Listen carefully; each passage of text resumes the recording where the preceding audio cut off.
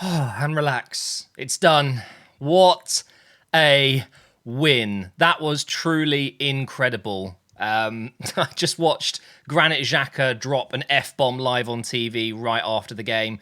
I try so hard not to swear in my videos, but even I'm just so close. That was effing awesome. What a result, guys. Huge. That is now 3 seasons in a row we've gone to Stamford Bridge and got the W. That is an incredible stat for an Arsenal team. God, it really does feel like we're coming back, guys. It really does.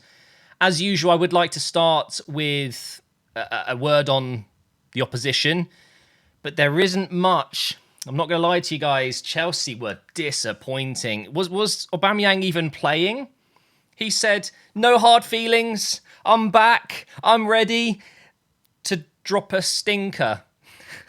He had like 7 touches. He got a yellow card with a really dodgy challenge, and then he got subbed off. Awful from Aubameyang. But going through the whole Chelsea team, Mendy wasn't exactly commanding and fantastic. Cucurella's proving to be a bit of a not a great signing. Thiago Silva was their best player by a mile, by the way. I don't know how he is still so good. He's 38 years old. It just goes to show age is just a number. He is incredibly experienced. Really good player. Chalobah wasn't great. Azpilicueta wasn't great. Mason Mount, was he even on the pitch? Jorginho, actually, in fairness, had some good moments, I thought. Loftus-Cheek, not so much.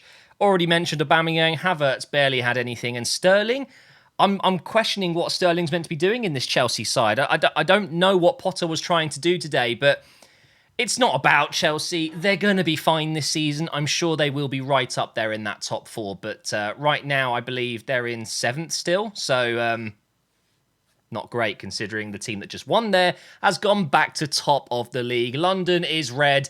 Let's talk about this Arsenal side. Where do I start? Oh my God. No. You start with Saliba. So Gabriel got the goal, even though it probably would have gone in anyway. And he's been given man of the match. But I'm telling you guys, Saliba, there's a few things I'm questioning in life right now. How lucky are we to exist at the same time as Saliba? This is the kind of thing I would say about Messi and Ronaldo. Of course, I'm exaggerating a little bit, but William Saliba, I want to say remember the name, but everyone knows him already. For me, he is the best young centre-back in the world. And I'm not exaggerating. There are a lot of other great young centre-backs. But at the age of 21, what Saliba is doing, for the first time in the Premier League, remember, he is dominating.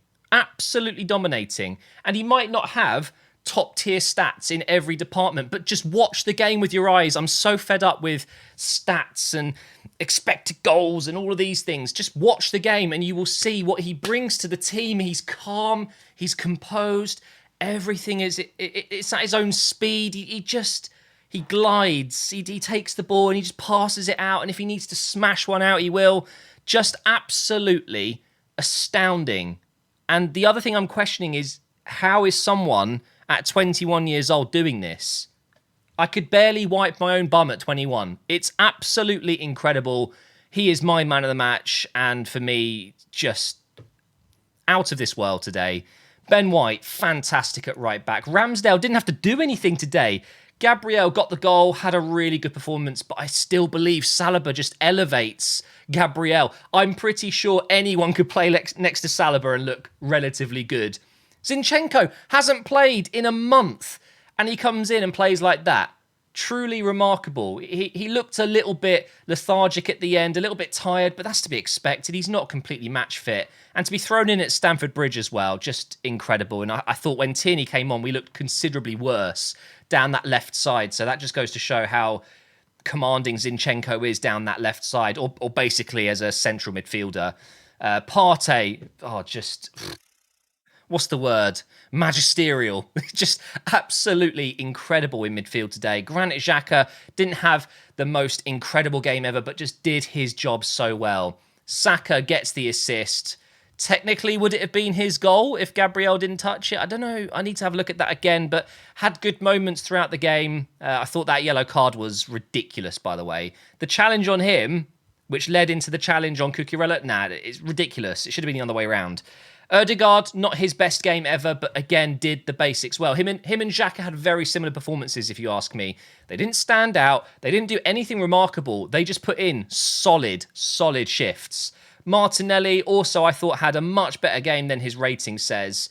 He's just a nuisance. He's so energetic. He's so quick. And when you put that with Jesus as well, you can see them rotating each other's position. You see Jesus pop up on the left and Martinelli going on the inside. I can't imagine playing against this Arsenal team. It must be so difficult. And it's all down to this man here. Mikel Arteta showed Potter how it's done today to tactically set up against a team that should Arsenal be losing at Stamford Bridge? Like my 15 to 20 year long support of Arsenal, it makes me want to say yes, we should be losing at Stamford Bridge because we always did. But that's changing. It really is. Let's have a look at some of the stats. I saw a tweet, very similar numbers to this. That is embarrassing for Chelsea. It really is. I don't remember Ramsdale needing to make a really vital save. He touched the ball a few times. You can't do that at home, even against current top of the league or second in the league at the time.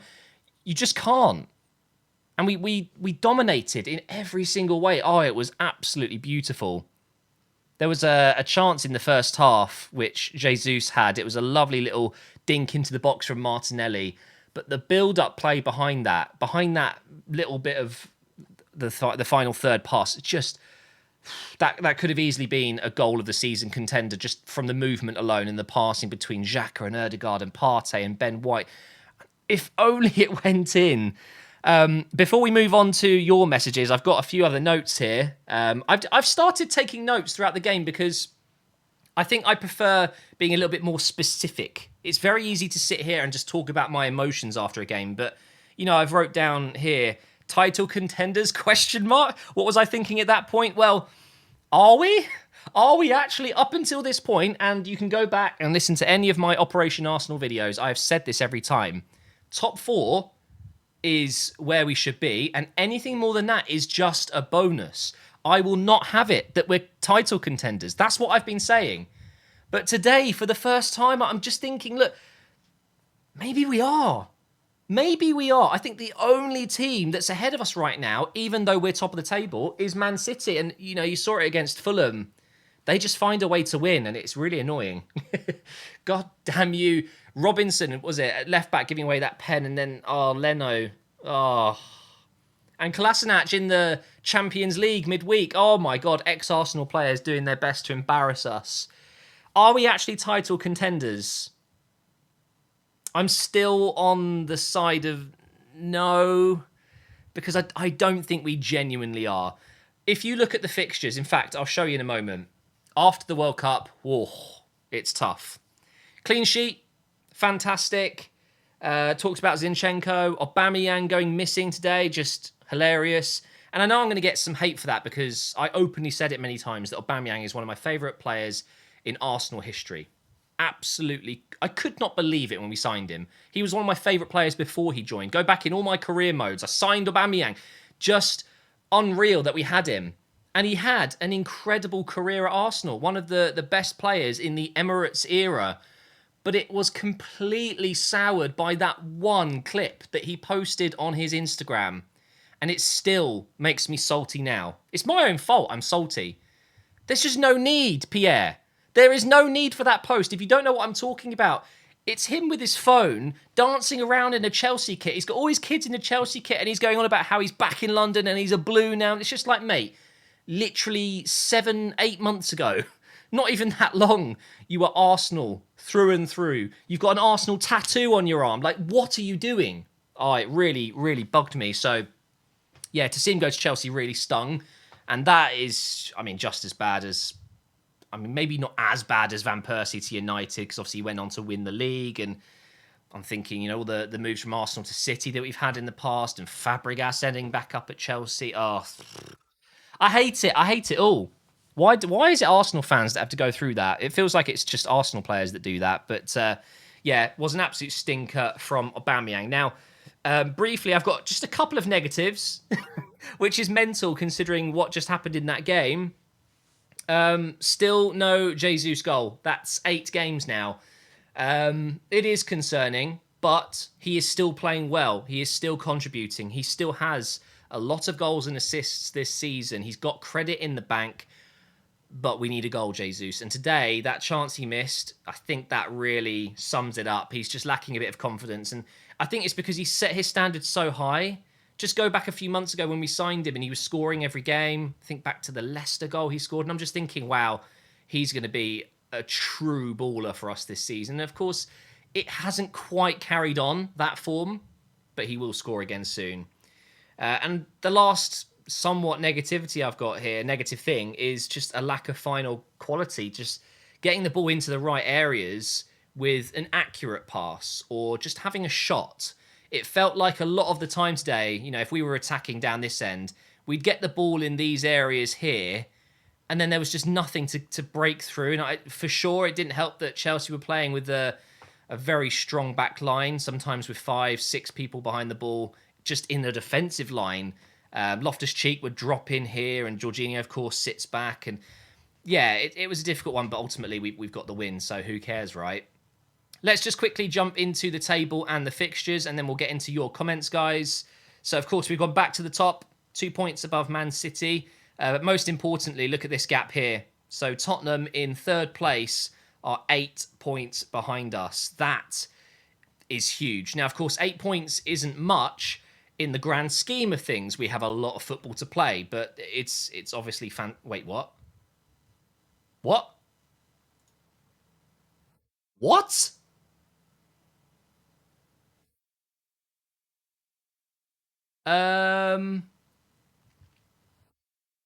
Unai Emery. Welcome back to the Premier League. Holy moly. Right then. Oh my God. Anyway, back to what I was saying. There's a lot of football to be played, but it is looking like a two-horse race at the moment. Let's have a look at Arsenal's fixtures really quick, and I'll show you exactly what I mean, because when we get back from the World Cup, so our first game back is the day after Christmas. We have West Ham, Brighton, Newcastle, Tottenham, United, Everton away. Not an easy game. So that's 1, 2, 3, 4, 5, 6 games in a row that are really demanding games. Brentford, we should be winning that quite comfortably. I would hope so anyway. Then it's Villa away, Leicester away. Easy against Bournemouth, should be somewhat easy against Fulham, should be easy against Crystal Palace and Leeds. And then we go on a really tough run of Liverpool, West Ham, Southampton not too bad, and then Man City. So you see what I'm saying? I'm painting a picture here for you guys. Pre-World Cup, we've done really well. We've beaten a lot of the good teams. It's just that United and Southampton game that are letting us down, right? Somewhat easier than these games that I've just gone through, I think, personally, because a lot of these tough ones are going to be away from home. I actually think this run here is going to be huge. Liverpool might be in the top 4 by here. I'm pretty sure they will bounce back. Anfield, tough. West Ham away, they could be doing much better then. Tough game. Man City away, probably a loss, So you're looking at some really tough games there. Into your comments now. Saliba is world class, says Andrew. Martinelli is electric. Xhaka has been our lifeblood all season. I love this team. Me too, man. I love this team as well. James says composed, imperious, solid and professional. And that's just Saliba. The team were excellent, but not in the way we are used to. And that is a sign of champions. Whoa, getting ahead of yourself there, mate. Long way to go, but so happy to be back to top of the league. Hashtag Operation Arsenal. I love it when you put those hashtags in, guys. Ramsdale was barely tested, which is a great thing. Partey and Saliba had a great game. Man of the match shouts are split. Jesus still proves to be important. He will get going. Aubameyang. It's nothing personal. London is red, baby. ABT, goalkeeping legend at MGH United. Our shooting was on semi-assisted. You on to the next. Top of the league. And then finally, broke student. I'm sorry to hear that, mate. This so bad. This is what top teams do. 1-0, job done. We're a different squad from last season. Strong, resilient, and competitive. This is what I like to see. Strong, resilient, and competitive. That's it for me. It's all well and good winning these games against Nottingham Forest and getting a scrape against Leeds away from home. But when we're going to the games against Chelsea, you need to be resilient. We took the lead and we could have easily conceded one and then went on to lose the game. So we're resilient, we're competitive, we're strong. Our back line, when Tomiyasu starts, everyone is 6 foot plus in that back line. That is strong. It's muscle. Guys, it's a fantastic result. I'm a very, very happy man right now. Arsenal top of the league. Arsenal ladies top of the league. We've won our Europa League group. We've got one of the best young squads in the league. We've got probably the best young manager in the league as well. Being an Arsenal fan all of a sudden doesn't feel so bad when you look at things from a bigger perspective. We're in really good shape right now. And I need to go and watch this Villa game. Wow, what is going on there? Thank you for watching, guys. Back tomorrow with career mode with mods. I've got mods.